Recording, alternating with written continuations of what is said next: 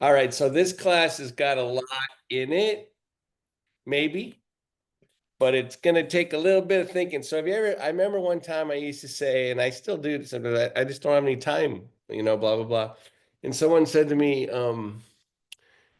"Well, you actually have the same 24 hours that everyone else has, right? Like it's exactly right." And then I've thought a lot about that I remember that moment when that happened and got in there, and it's like, huh, that's right. And then you get the same 24 hours that the person I would think about sometimes would be like the Dalai Lama gets, right? 24/7, it's the same for everybody. And then there's also like um, like the idea that I really like. It's actually this phrasing uh comes from um, you know, the the gospel according to Thomas, which is not considered Jesus' teaching, but there's some parable where Jesus says something like, nothing is being hidden from you. The design of the universe is actually open to everybody, i.e., you get 20, there's nothing being hidden. It may be we might not each of us get everywhere, but nothing in the design of the universe, it is designed to reveal, right? Which is something I really like. Like it's whole, it is not hidden, you know, somehow a whole bunch of historical thinking, and I think a lot for thought control, to be honest. But the idea that we're not worthy of the universe is one of those things that's pretty beaten down into a lot of, in a lot of conceptual frameworks, right? Well, you haven't worked hard enough, or you're not worthy, or of course you're a sinner. You could say it all sorts of ways. It's and I think it's a way to keep you humble and all those things. But I don't know. I don't know. My empirical experiences, I've never noticed the universe judging, right? You know what I mean? Like it just kind of happens. It's just like, kind of like nature. It's going to invite you in. It's just not that idea of being worthy or not worthy. So all that as a preamble to say, you get these abstraction. Remember, I'm someone that's tries in my asana classes, especially since we've gone online, to move to bring in philosophical, yogic philosophy without it being like in textbooks and secret text, is kind of like as part of asana. And there's certain ideas that are trying to be communicated. Remember, like the words are always falling short. And what I love about yoga, and especially the study of asana, is that it's so empirical. Like it, it's experiential, in my opinion, at the very core. So once it's written down in words, that's just an attempt to try to communicate something that's actually deeper than words, is just kind of happening. And I think any good, not just yogic philosophy, I think that's just true. So like there's an example of, like, for example, I think we tend to think of ourselves fundamentally as not worthy of, like, well, there's this thing, supposedly it's one of the limbs, it's called samadhi. You hit this place where everything is cool. I don't know, it's some kind of enlightened state, right? And like I doubt it's pure joy or pure bliss. I would imagine it's probably past any kind of that kind of judgment, right? But we kind of go, oh my God, that can never, that's not accessible to us because we're not worthy. And it's like, well, maybe, I mean, maybe I won't get there. Like I may never understand theoretical physics because I don't have enough math, but it doesn't mean theoretical physics and math isn't still available for me to try to, and I'm probably not smart enough, but that's okay. It doesn't mean that I'm being shut out. It's just I can't quite get there, which is very different, right? It's not that I'm unworthy. The unit, the whatever of theoretical physics are waiting there for me. I just can't get there. And that's different than not being worthy of it, right? It's a very funny thing that we've been conditioned to think of it in terms of. So the idea of like samadhi, it's like, or like for example, there's another limb, pratyahara, right, which is a withdrawal from the senses, and because you see it as a fancy Sanskrit word, and you see it written with all this kind of, it's the withdrawal from the senses. What does that mean? And it's like, well, no, actually, it's happening all the time. It's on a continuum. There may be, a yogi that's been doing yoga way longer than either of us have. Any of us maybe can get there, withdraw farther, and go into do what I don't know, right? But the fact is, we're all getting it all the time. Like, so right now, if I ask you to sit up straight and tall and open to what's behind you, your back body, and balance your head over your neck and feel the space between your ears and your shoulders, the empty space. I know that in order for you to do that, you have to go inward. You're not like reading a book when you're trying to do that, right? So again, a lot of these concepts are happening they're experiential. They're not being withheld from us as students, but they are on a continuum. Does that mean I'm the best withdrawer from the senses? Anytime you're trying to balance, you're having to pull away from the senses sus, and a pull away from the sense from the outside towards the midline allows you to be in better balance with what's around you. That's part of what pratyahara is on a continuum. We try to think, oh, it's if it's got a fancy word, somehow it doesn't relate to me. I'm not worthy. And that's where I call foul. It's like, okay. So here's another one that I've spent a lot of time thinking about, and this is what the class is going to try to be about, right? Is is what a pure observer might be. Which, if you know anything about yogic philosophy, it's like, oh, you're supposed to eradicate the ego, all these words, or let it dissolve, or all these ways that they're trying to describe it, and it sounds and in kind of common, in kind of, I would say, bypassing understanding of what yoga is trying to pass on somehow, that your ego is a bad thing. It's not just a bad thing, it's a necessary thing for you to have a mind at all. It just means you can get in the way of stuff, whatever. You're trying to slow down how judgmental when you have in this centering of class, when your mind is jumping around and agitated, that's not going to help you do a yoga pose as well. That's not going to help you feel the full splendor of asana if your mind's really thinking about what's happening in a half hour. These are obvious truths, right? And that the way that you slow down your mind is to center towards your body. These are things we already know. So like right now, if you put your lips together, teeth slightly apart, and you soften the base of your tongue and you release around the temples, you're starting to do some process of dropping all the mental judgment. You're literally ungripping the brain from overt attention to the organs of perception, right? And you're going to some place from which you could lift the center of your chest, right? And all these things can start happening. And one of the things that we do a lot of is trying to share the subtle body in relationship to your physical body, because I have had, from my experience, I have had the experience that the subtle body isn't disabled in the same way my outer body is. That the sensation of wholeness and integration that comes from the quiet when my mind isn't as judgy actually is more full and whole and can travel through my entire body and integrate better with my breath, but it doesn't allow me to move and flex a muscle. How do I hang there and still move in asana?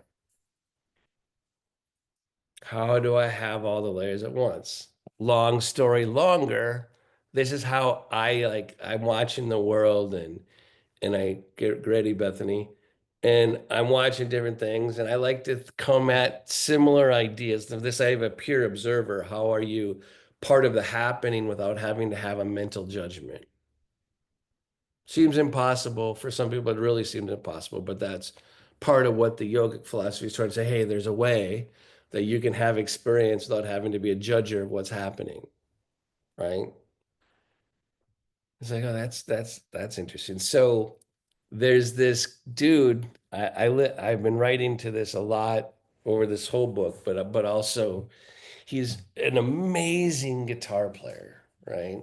Stunning. Unfortunately, he's as a genius musician, he became heartbroken and drove off a cliff and is no longer with us. His name is Michael Hedges, and what he does with the guitar is just amazing. He's got a pretty good voice too.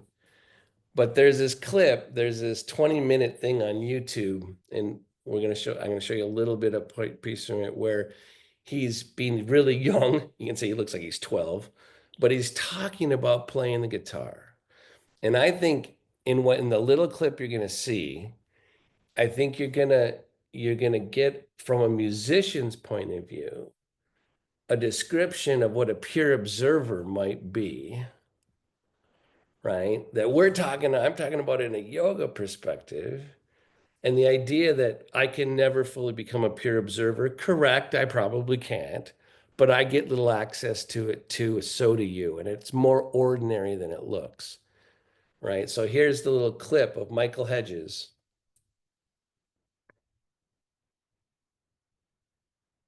If Bethany,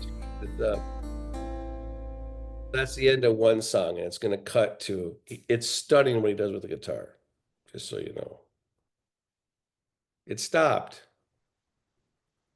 Bethany, there it is. When I perform, I try to listen to different times. Like you can, when you're playing, you can listen to the sound that just happened, or you can listen to it as it's happening, or you can try to envision the way you want it to sound and then sort of reflect back and listen to two different places. It's really fun to perform, I think, and it does always give a special quality. Just keep playing it for a while. I just want him to hear him play a little bit.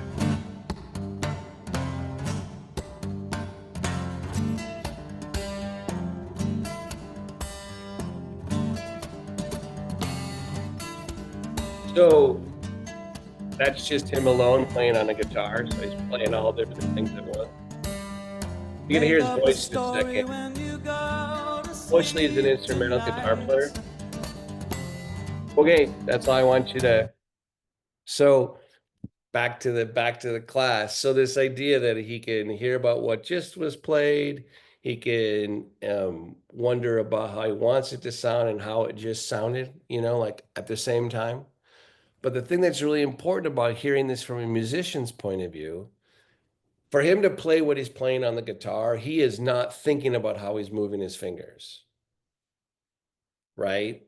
What that brings into really strong relief, when you think about it from a musician's point of view, is that his repetition is allowing him to be in all three places, right? So he's not getting there from mental judgment. He's getting there from lots of practice, but he's being part of the whole happening. It's like he must be playing in a way where the present is being expansive without his mind having to have thoughts about all that's happening, right?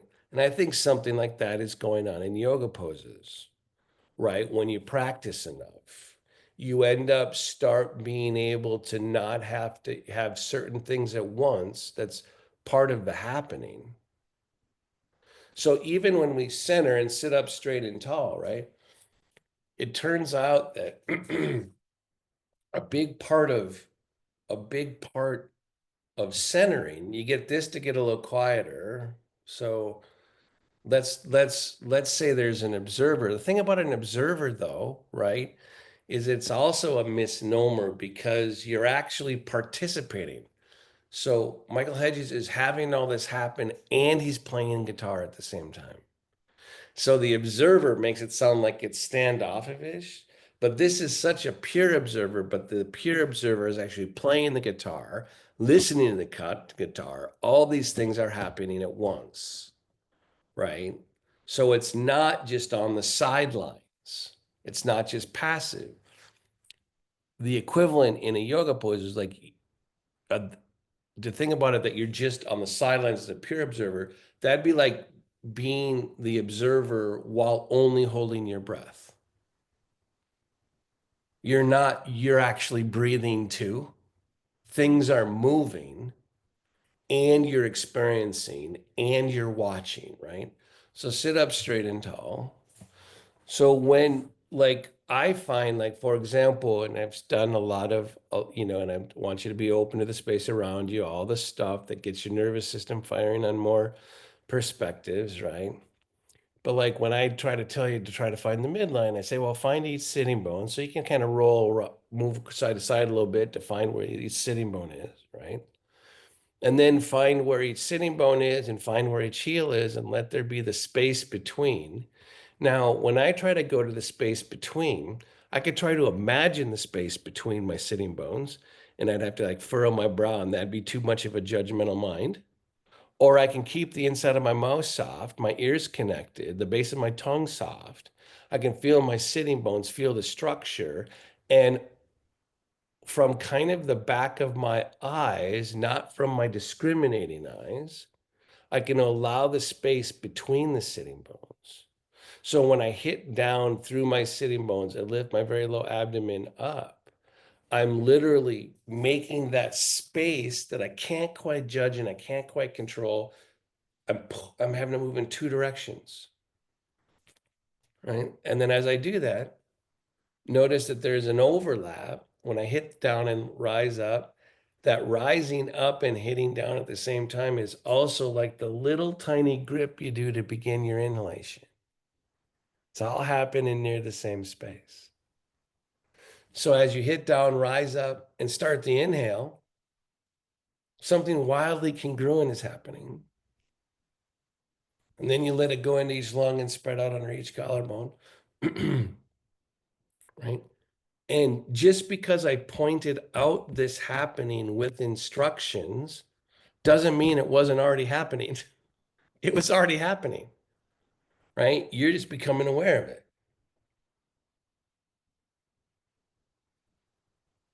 So my mind tends to freeze the world when it tries to observe.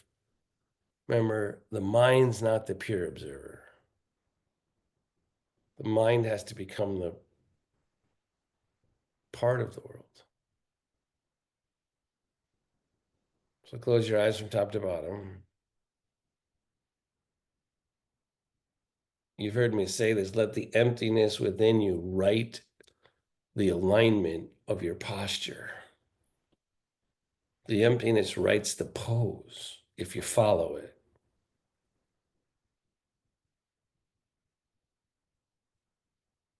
So I'm not going to ask you to be more aware of some stuff in particular that's already happening. The breath into each nostril, into each lung. And I am so grateful that, like, I don't breathe as well. One nostril, often I don't breathe as well in through.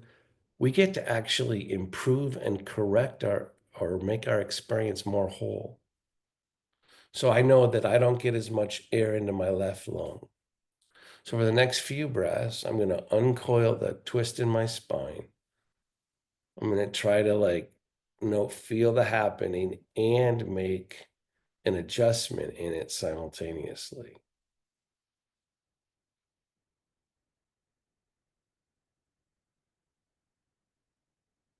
And then I'm going to go back to letting my skin, something that was already happening, touch the rest of the room while I have my midline. And then I'm just going to let it be all at once.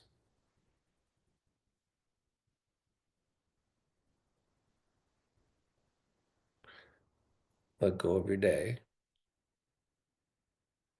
prepare your mind to do yoga.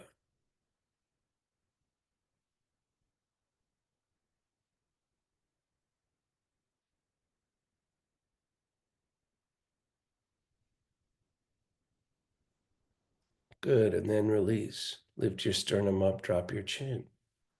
I really hope you've been studying that. How to do it better and better. What it locks into place, what it opens, right? How it creates a structure, how it invigorates your spine, anchors your lungs.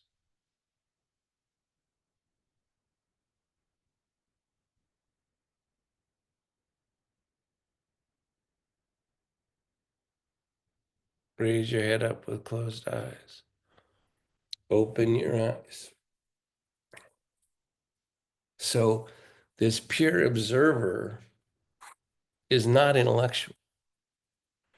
And we all get versions of it in greater and less degree. And just because it's got fancy words and it requires, Siddhara and Pratyahara and all these things, right, that seem like they're all these fancy words, it's actually already happening, right?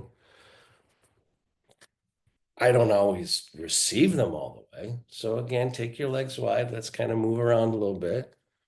But remember the ability, it's amazing how difficult it is for human minds to allow things to be simultaneously true, right? Right? It can be true that like for to make a political that there's some things, some spending in government is needs to get better, and it can be true that how you go about changing it is should maybe be a little more thoughtful. Both those things can be true, right? Simultaneity is something that human beings, especially when we're afraid, we're not very good at, right? And I jump to a different context because the simultaneity, you're actually practicing it in a yoga pose. You're practicing it right near the hub of the wheel.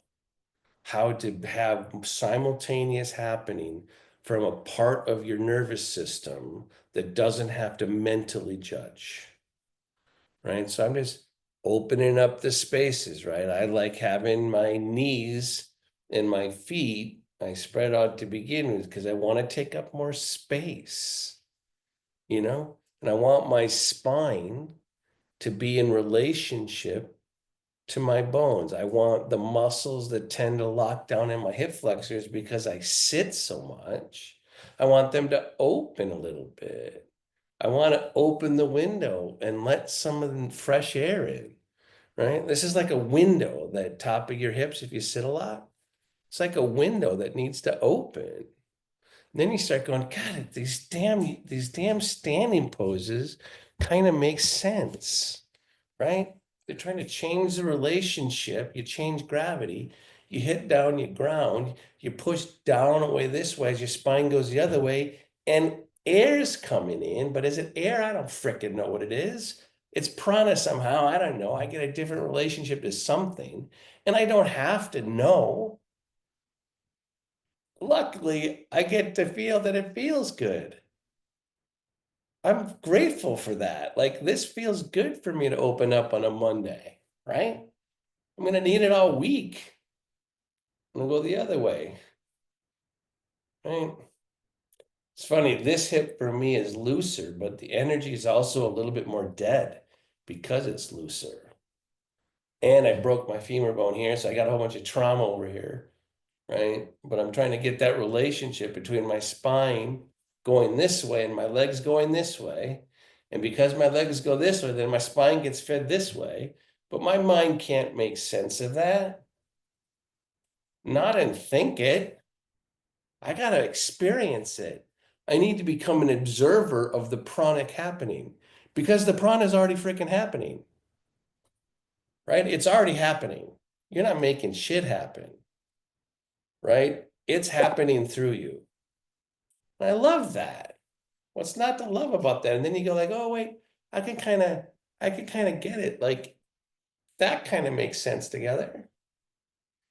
And you can understand why there'd be less attention to the happening and more just to the flow and like vinyasa, because in a way it's kind of happy. You don't have to be, it's quite so freaking serious, right? To have it go kind of just happening, and then you integrate your breath and you get the inside of things because you're breathing, right? But remember, there's so much happening right now. So I'm just doing that. So I'm moving around again. I'm going like, hey, man, I think I need to have a good week. Right. All right. And then back together for a second. So now, so one of the things that even when we're breathing and moving, right? When we're breathing and moving, we don't remember your breath has four parts. Two of them are retention oriented and two of them are movement oriented, right?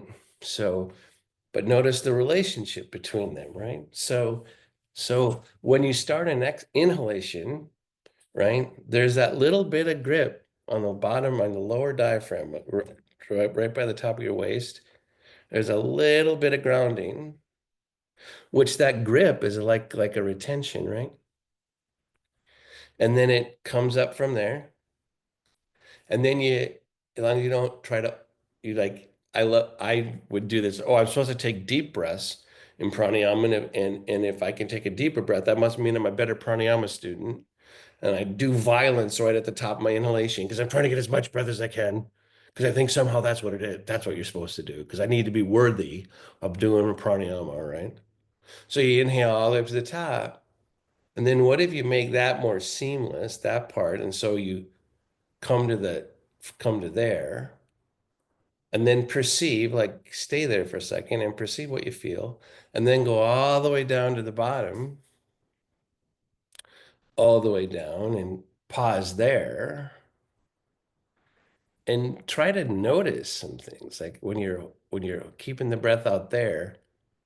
There's a big difference between the retention at the bottom of and then breathe again. Inhale again. There's a big difference between the retention at the bottom of exhalation and the retention at the top of inhalation. And they lead to different perceptions, at least for me, right? So try to exhale out, and I don't want you to like, we're not trying to work with retention and turn it into something dynamic. I just want you to know that your mind perceives something different, or your perception, not just your mind. Go to the bottom of exhalation. Notice what you can feel. Inhale, go to the top of inhalation.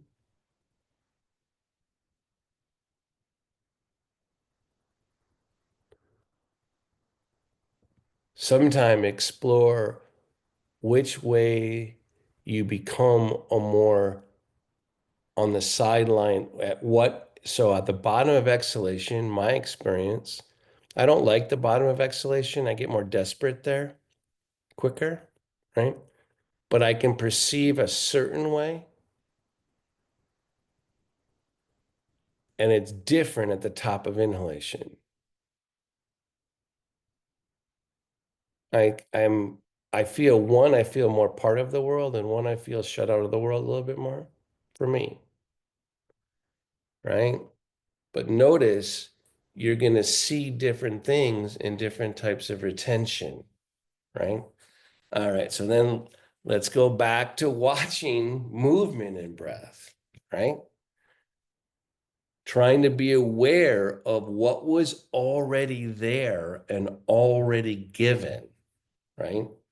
So I'm going to go this way again. So if I work at the bottom of exhalation right now and hold there and do all this stuff, I don't want to do that very long, because don't you want to inhale soon? Right? You want to fill it up? Yeah. So don't go against, right? So do that. But then when you're up there and at the top, when you're up there and take the inhale, what's possible in the retention of the exhale, right? So as you exhale, what opportunity is there for a different kind of movement out into the world? It's different than the movement of the world that comes up on inhalation and pauses at the top and then go the other way. They're different, right? So I'm going to go the other way. I'm going to like notice what what the different ways, it's like the retention at the bottom of exhalation provides a certain kind of opportunity. The retention on the top of the inhalation also provides a different kind of opportunity,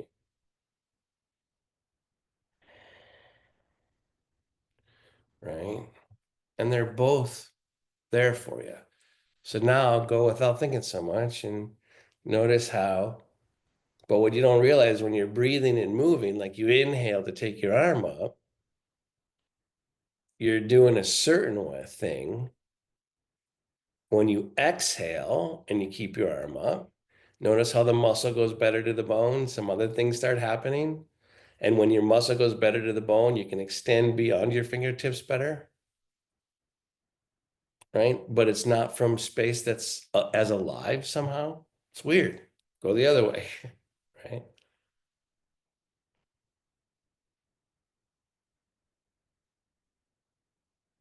It's whether you practice stuff. It has nothing to do with whether you're worthy.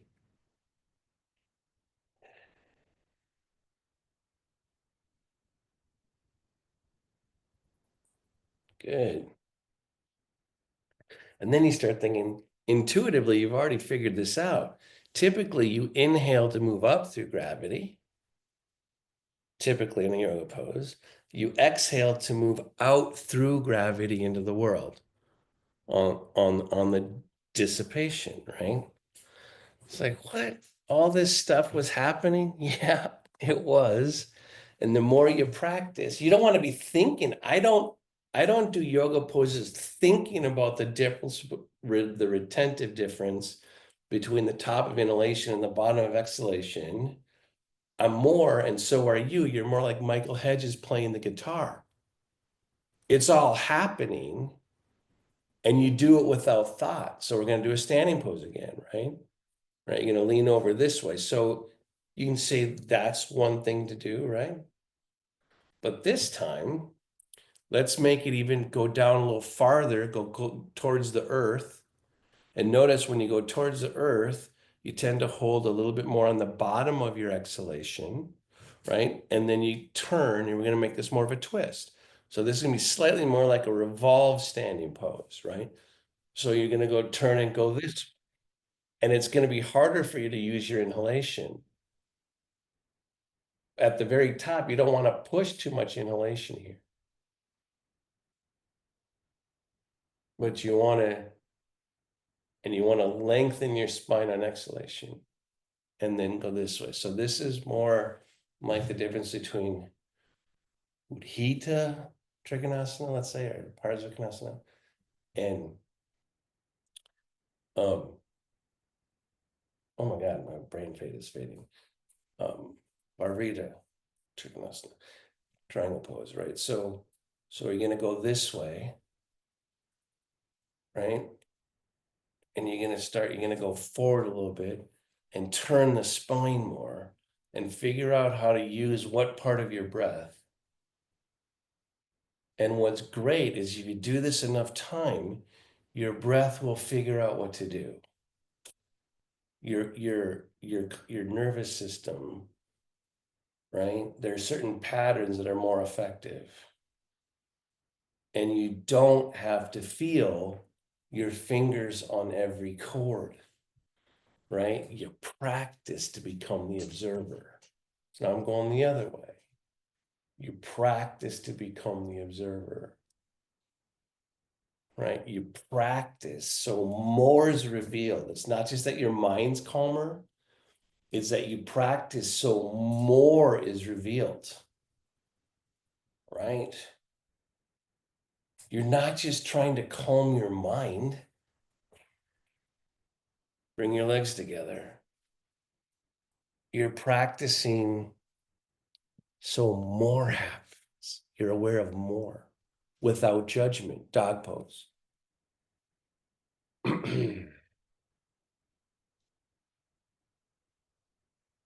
And so, of course, the inner upper arm's going up. You're pressing down to the index mound. You're broadening across the collarbones.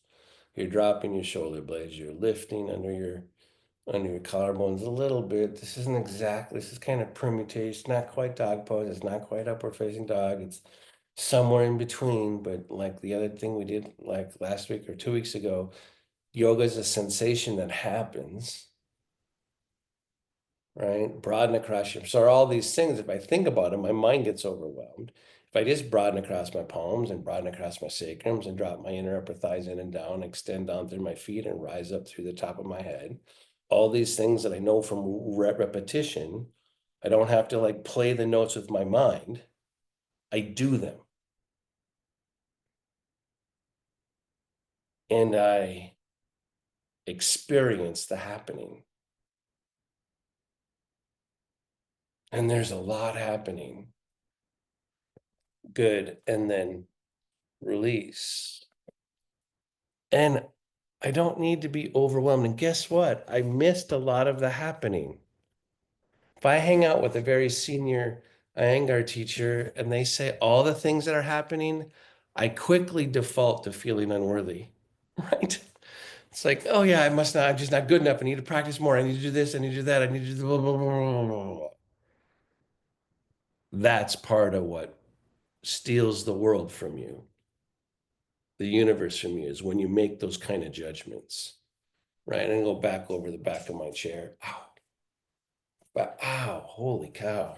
Got a catch in my elbow, my forearm. Holy crap. All right, back over the back of my chair. Again, trying to open here.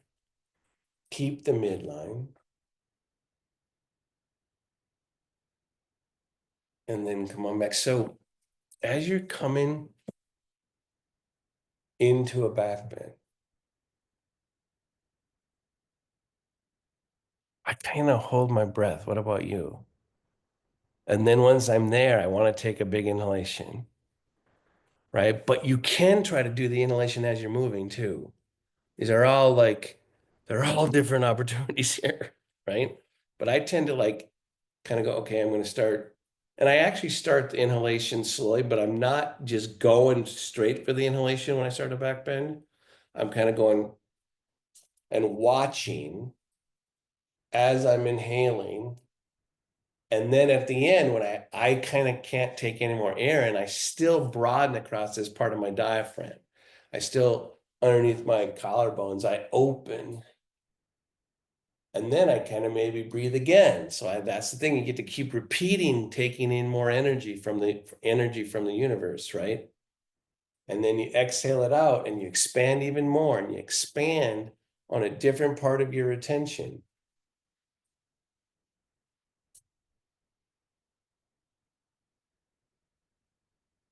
Good. And then release. Would you say maybe that you start coming in, especially with a back bend, it's more obvious in a back bend, that maybe you start kind of going into the world on the inhalation, and then somehow you continue it through the exhalation, right? Like, and then it keeps going, right? So I get bigger. When I inhale and take my arm up, I'm filling the vessel. But if I really want to go beyond, I start allowing my exhalation to move me back towards the midline to extend my life force beyond the terminus of my body. It's kind of crazy. It's really cool, right? Now, again, we want to have practiced enough, like Michael Hedges, where you don't have to think this shit. You just do it. But you get to have the whole happening. You get to be aware of the whole happening. right? And that's one of the goals of being an observer. So sit up straight and tall. So think about all the things that every week I'm asking you to be aware of, like simultaneously. Feel your feet on the floor, hit your sitting bones down, lift your lower abdomen up, lift up through your spine, and then spread open the center of your chest. Now, if your mind tries to do that and take too much of a lead, you'll tense the inside of your mouth, right? If you try to do it too much, do it again, soften the inside of your mouth. Watch, open your jaw, feel your sitting bones, let it, and just start doing it all and have it all happen because you don't have to think about it like playing the notes on a guitar, but start to know that no, there's a simultaneity. The empty space and your bones are happening at the same time. Except my mind can't really tell the difference, but it kind of can.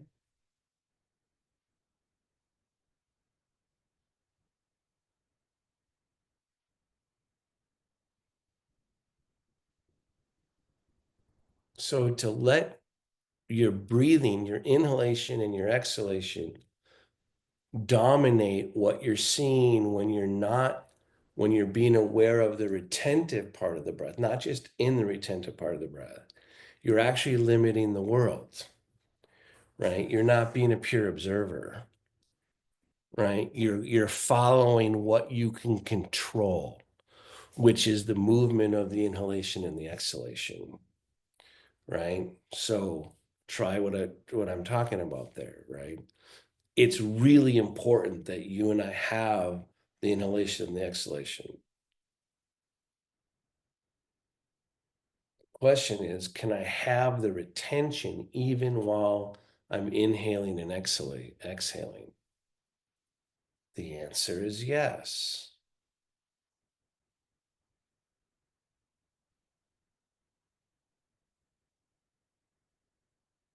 Now that place of having both, can you have happen while you're moving? Let's go back to some flowing stuff now, right? Make your legs wide. So you're trying to be this observer without deadening yourself, right? You're trying to have the observer not make you not experience life, but the observer to be part of the movement, right? So I'm moving back and forth, and I could just let it be fun and be nice and easy, or I can try to have both the what I'm calling metaphorically and literally the retentive part of breath and the movement at the same time. Now notice when I'm doing that, I have a harder time being aware just of my inhalation and the exhalation. I need to keep breathing. Obviously I am because I'm still talking. But because I have to talk, I'm having to do a lot of this on exhalation. Good thing you're not talking during doing this stuff, right? Then I'm going to pop into the pose. And I'm going to watch the way I'm combining retention and breath into the happening, being aware of it. Take my arm up. When I bring my shoulder back towards my midline and open my palm, then I breathe into it on inhalation. I do the action, not exactly on inhalation.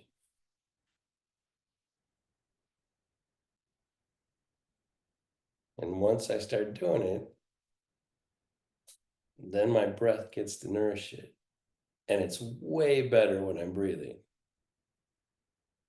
when I'm being part of the movement part of breath.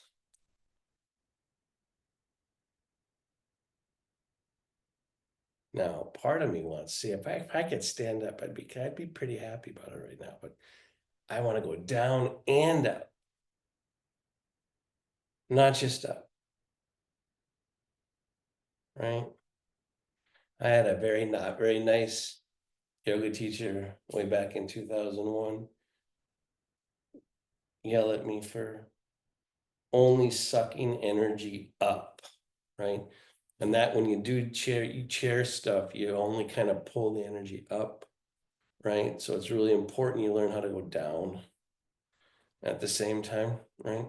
So I'm just gonna go back and forth a little bit, and now even though I'm not paying so much attention, and I'm not like trying to be observing everything more with my mind, I'm being aware of everything anyway, right? I'm not focusing just on my inhalation, not just on my exhalation, but I'm not doing that either, right? I'm gonna come forward, and then I'm gonna go back. And when I go back and over my chair, for some of you that know the traditional standing pose a little bit more, it's kind of a version of Prasarita Padottanasana, right? Especially if I ground my spine down and go out through the top of my head as I back bend, right? And then come forward, change gravity. Of course, I want to inhale as I lift my chest. But in order to broaden across my collarbones, I have to go to the retentive part of my breath as I'm inhaling to broaden across my collarbones at the same time. Then I'm going to come back. I'm going to bring my legs together.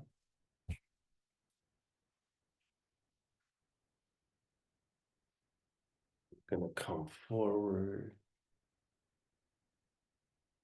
I'm going to do upward facing dog. I like to pretend sometimes I don't have arms.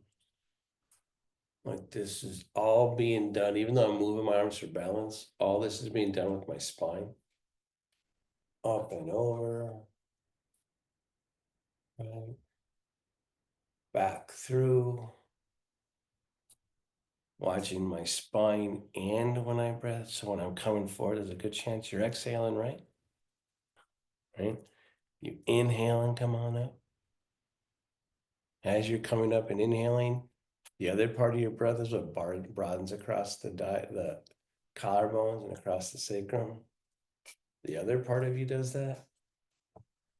And then you don't have to think about it, you can just do it, right? So I'm going back and forth at the very end. Don't take your head back if it makes you, dizzy, but like I'm lengthening the front of from here to here, but lengthening the back of my neck at the same time. How the hell can I do that? Because I've practiced. I don't have to watch the chords done by my fingers, right? But it's all happening. Going back again. Right?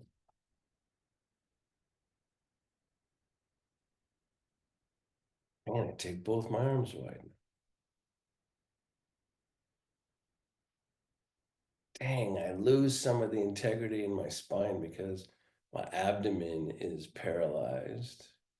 Some of you that can sit on the front end of your sit bones and be alert there, that's freaking awesome.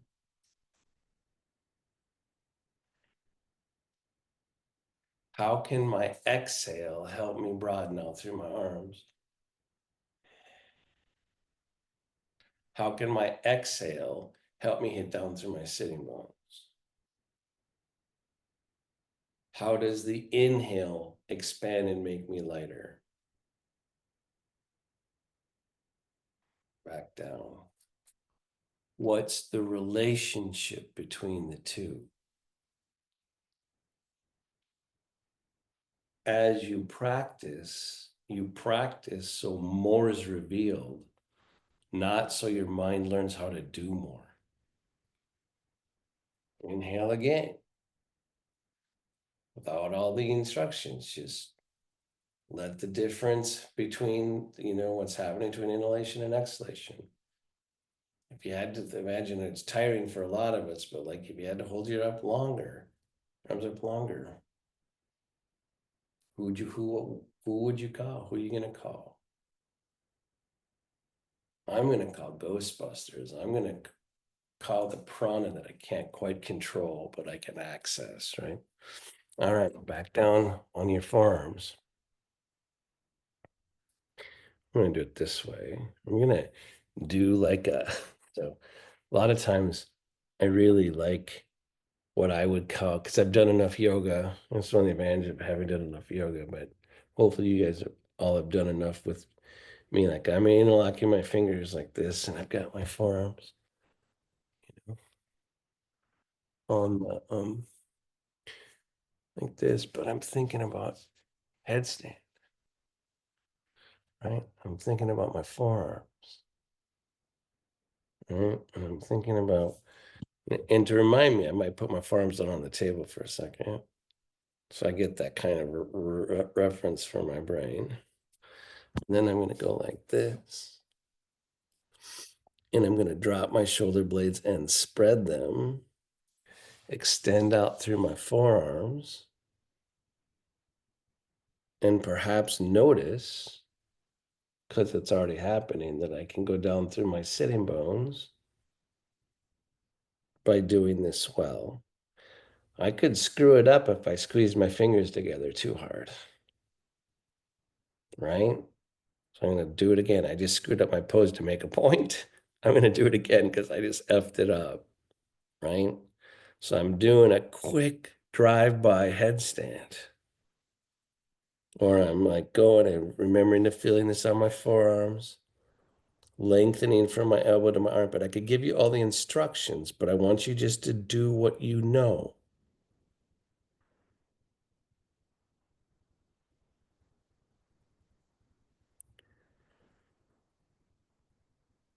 So hit down through your sitting bones, down through your legs, but extend your spine up through the top of your head at the same time. Because remember, if your head were on the floor, there would be weight there. All these directions are happening at once.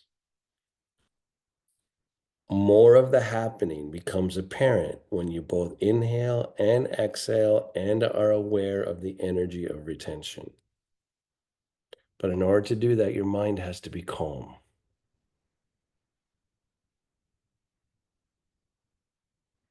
Good. And then release, right? And then take your arms around behind you, right? Gonna do a drive-by shoulder stand, right?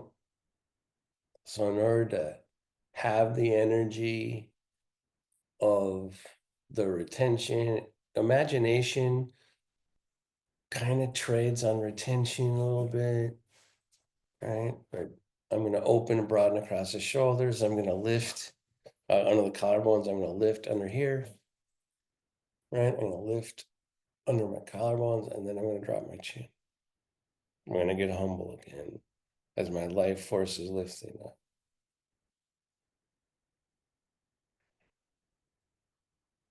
I'm going to trust when people other than me, although I'm having a big shot of pain right now, people other than me tell me that this kind of position with your spine, lifted sternum, lengthened neck, grounding, down through your sitting bones, your legs, this is a nourishing, this is the queen of all yoga poses. I'm going to stay patient, try to figure out over the rest of my life what they mean. Because nothing is being withheld. Good. And then come on out of it. Nothing is being hidden. It's how I decide to use my 24/7. Right? Inhale, take your arm up. Gentle twist. Take it outside your leg. Take your hand behind you. Be gentle.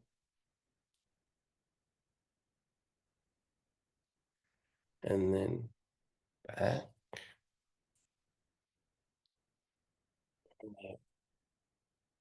Exhale. Turn the spine. Oh, I lost track of time. Oh, well. You have to go. Fault's mine. Good. And then come on back together. Come on back to center. Feel some symmetry before you go into Shavasana.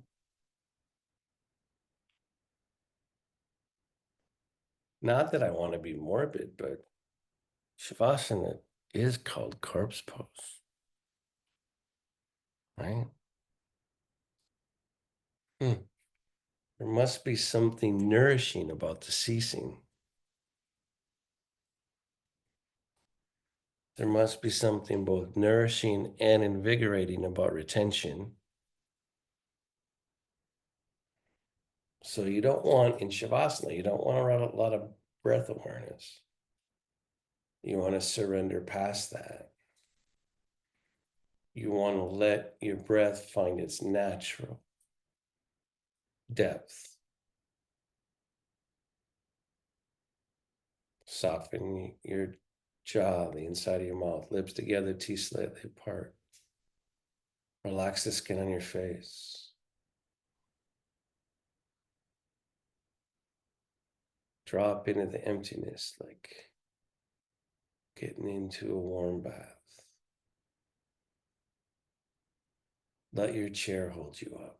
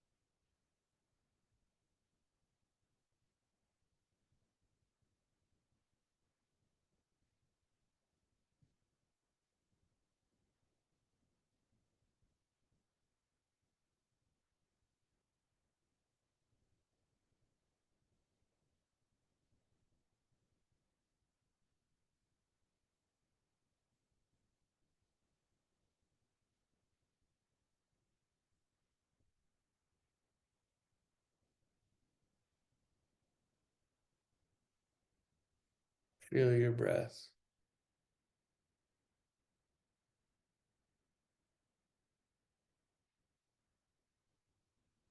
Thank your body. It keeps you going.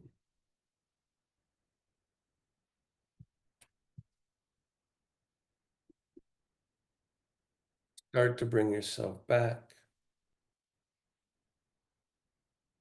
Slightly deeper inhalation. Slightly longer exhalation. You get to come more and less in and out of phase, in and out of phase, right? You get to travel. You get to be here, right? You get to have everything in between. Just don't get too comfortable being apart from.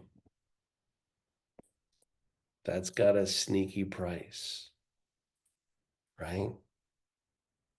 It's not, we're actually, I'm listening to a sci-fi book. It's got some really wild stuff in it, but the one thing is that life likes to keep living, right? That the absence, life, once it gets it, once it comes alive, likes to perpetuate. So although Shavasana nourishes, it's kind of not where you want to hang out all the time, right? You want some sort of, you want to be able to observe what it does and then use it for living, right? All right. Namaste. Spirit in me bows the spirit in you.